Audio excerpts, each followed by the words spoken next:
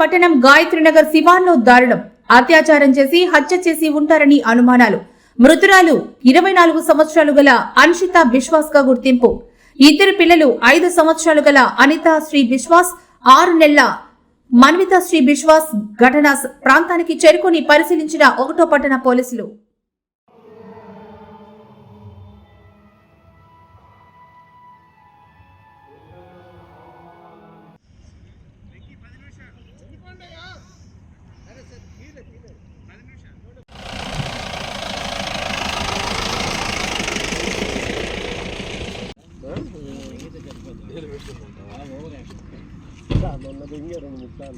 ఈరోజు ఉదయం 6ంటికి కావలి పట్టణానికి సంబంధించి హైదరాబాద్ అనే అవుట్స్కట్స్ ప్రాంతంలో ఒక లేడీ డెడ్ బాడీ ఉందని చెప్పి ఆమె భర్త శ్రీకాంత్ విశ్వాస్ అనే అతను పోలీసులకి సమాచారం అందించాడు.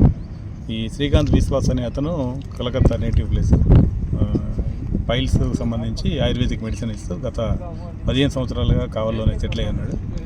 అయితే రాత్రి ఫస్ట్ ఇయర్ సెలబ్రేషన్స్ ఈవెంట్ అయిన తర్వాత వాళ్ళు నైట్ 1 గంటకి పడుకున్నాము. తెల్లారి లేచేసరికి నా భార్య కనిపించలేదు. ఇంట్లో బ్లడ్ స్టెయిన్స్ అవన్నీ ఉన్నాయి. తర్వాత ఒక 100 అడుగుల దూరంలో ఈ లేఅవుట్ సంబంధించిన ఒక డ్రైన్లో వాళ్ళ భార్య శవం కనిపించిందని చెప్పి రిపోర్ట్ ఇచ్చాడు. దీని మీద మేము దర్యాప్తు చేస్తున్నాము.